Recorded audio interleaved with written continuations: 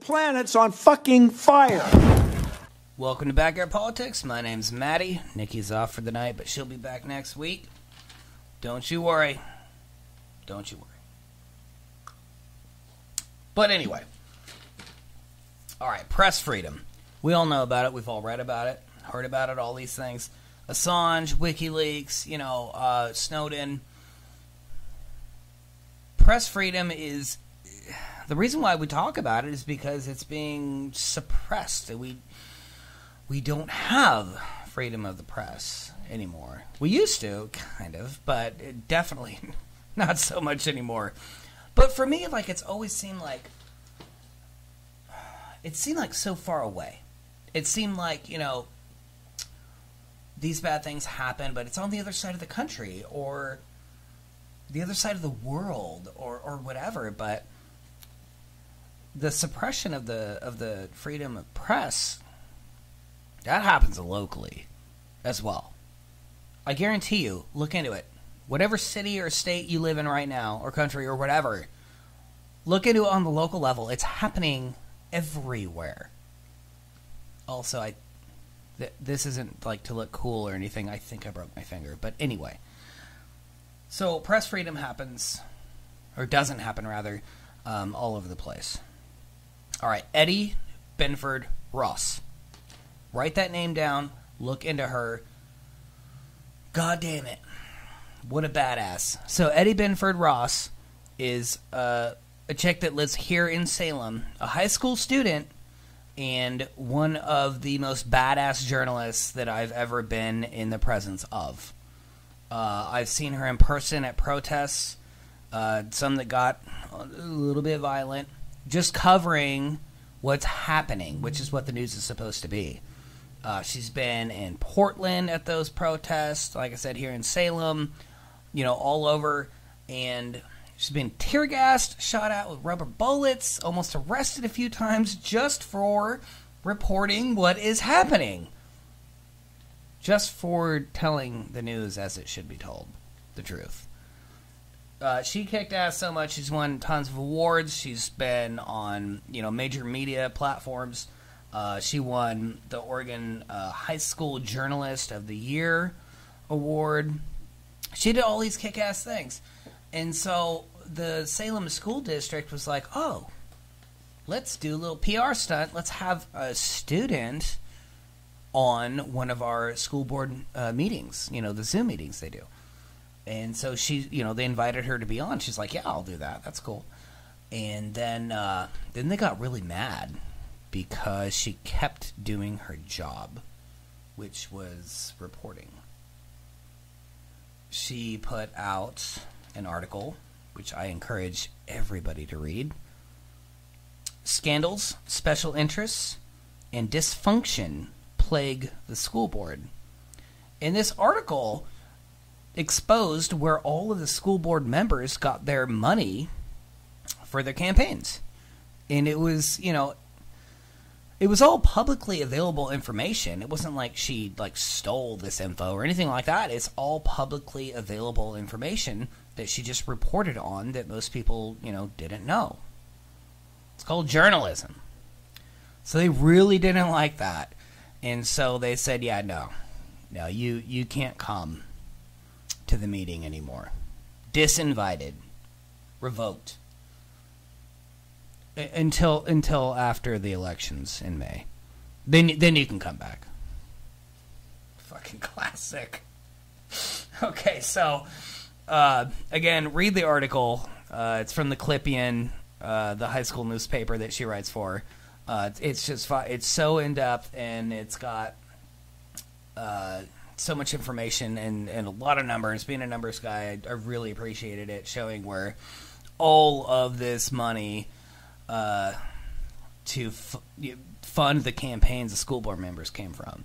Okay, so I'm not going to read the whole article, but I am going to touch on a few key points from it. Okay, so the Oregon Right to Life PAC. It's a PAC that has donated more money than any other person and or institution into the Salem School Board District campaigns. Why? I'm going to tell you why. They want to change what our kids learn. They want to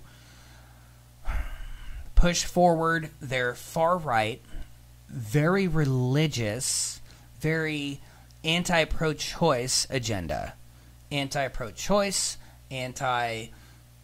basically anything that's on the left-leaning side of things, they want our kids to not only not learn, but never know anything about. Let's go a little deeper. I'm not going to read the whole article, but I'm going to go into the tens of thousands of dollars and where they went from this PAC. All right, so Deborah Neerman. She's a board member of one of the PACs for this Oregon Right to Life. So Deborah Neerman, you don't know her name, but you might know her husband's name, Mike Neerman. Mike Neerman was the dude that... Oh, well, sorry, to back up a little bit. He's a state representative. Okay, so he was in the Capitol building, and there was this protest of far-right extremists outside the Capitol, and he opened the door and let them in. Like, literally, it's on video. It's not like, oh, he might have opened the door. Well, maybe he did. No, it's fucking on video. I've watched it a few times. He didn't even try to hide it. He just let him. He opened the locked door, and he let him in. And, like, thank God, since then, he's, like, you know, lost his job, and he's actually being prosecuted now for essentially being involved in engaging in and amplifying a riot. Pretty much. Okay, so that dude, his wife is a part of that Oregon Right to Life PAC. Okay, so that gives you a little bit of info. So beyond that, Paul Kylo, he's another member of the school board who was seen in a school board meeting on Zoom wearing blackface.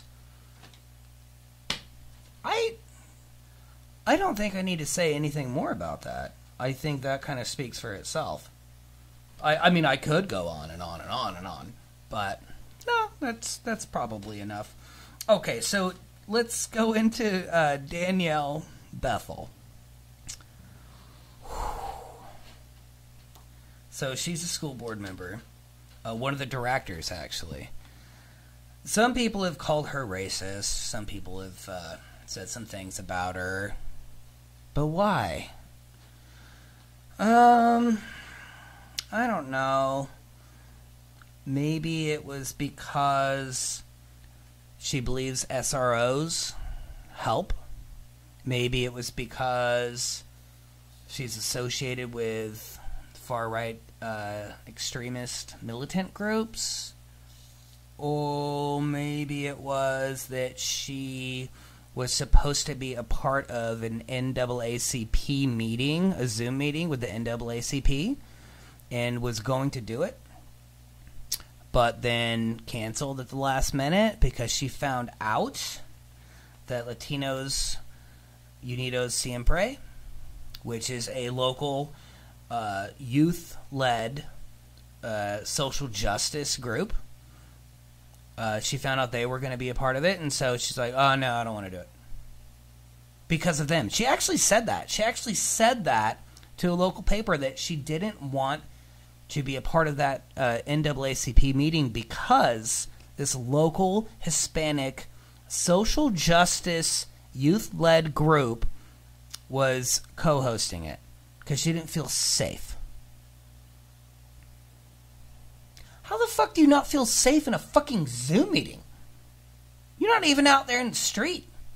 You're sitting at home probably from like here down in pajamas on a Zoom meeting. You don't feel safe? It's fucked up shit, dude. Okay, it goes on. All right, so Kathy Goss. And again, I'm not gonna do the whole article, but Kathy Goss is also a director of the school board here in Salem. She, again, associated with the wrong crowd, in my opinion. And if you're watching this, you probably agree too. So she was against school lunches during the pandemic. Because, like, and it's still happening now, where, like, you know, if you're a kid, go to the nearest school in your neighborhood, and you can pick up free lunch. In some cases, you can pick up free breakfast, lunch, and dinner, because when school was still going normally before the pandemic, like, school lunches, that was how a lot of these kids got most of their meals. So she was against providing school lunches during the pandemic because, and I quote, she said, well, I mean, I can't have a Mercedes-Benz, so why should they have... Yes.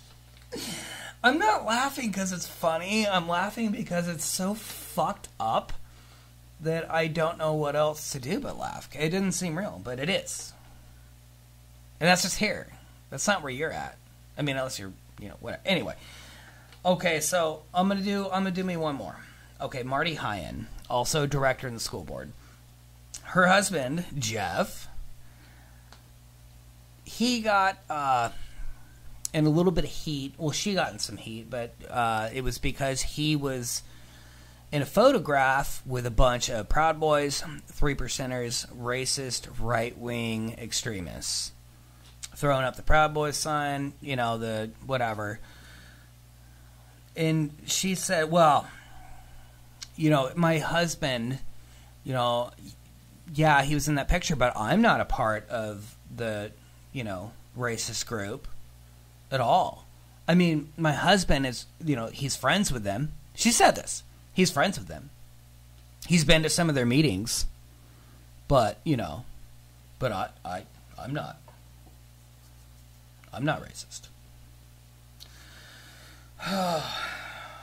Even better, just to touch on Marty Hyen, fuck her, by the way, and her husband, Jeff.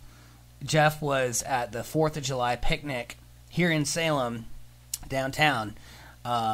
Far-right extremist group, again, Proud Boys, 3%ers, all the assholes. He was a part of that picnic in which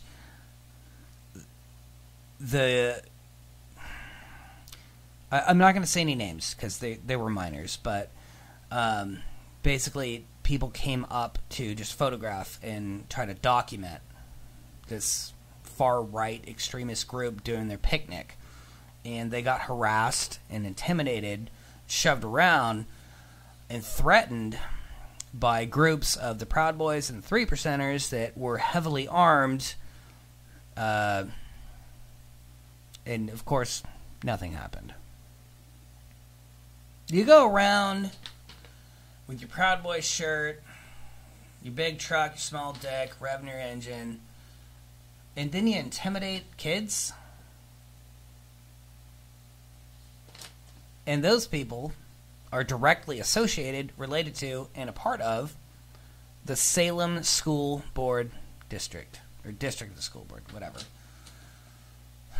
So when I get worked up, I just fucking... I'm trying to keep it down right now.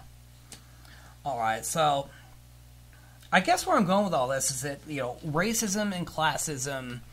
like I said at the beginning of the video, you know, you think that, like, all this shit happens elsewhere, but no, it's happening in your own neighborhood.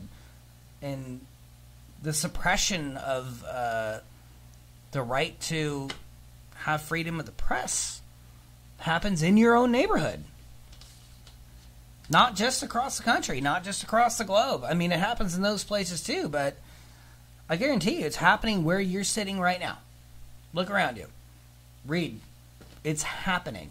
You gotta dig for it sometimes, because, like, you know, when information is suppressed, it's hard to find, but I guarantee you it's there. Oh, man, it's really sick. You know, I know we started the video talking about Eddie Binford-Roth and how kick-ass she is and how she is the perfect example of freedom of the press being suppressed and all that garbage. But I'm gonna end it with this. Danielle Bethel, school board member, she said that systemic racism might be real, but she doesn't believe that it happens here in Salem. Think about that. Think about the mentality that brings. You think that something might be real, but it doesn't happen in your own town. That's where I'm going with all this. It's happening everywhere. All right, being a numbers guy, I will say one more thing. Where I live here in Salem, 44% of the people that live here, 44%, so a rounding person would say half. 44% of the people that live here are Latino. There has never, ever been a school board member that was Latino. Ever. So. We need to push hard for press freedom. We need to... We need to be honest with ourselves. This shit's happening all over the place.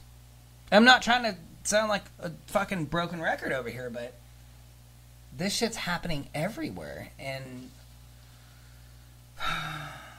the only way it's going to stop is if we all admit it and we all unite together and kill it.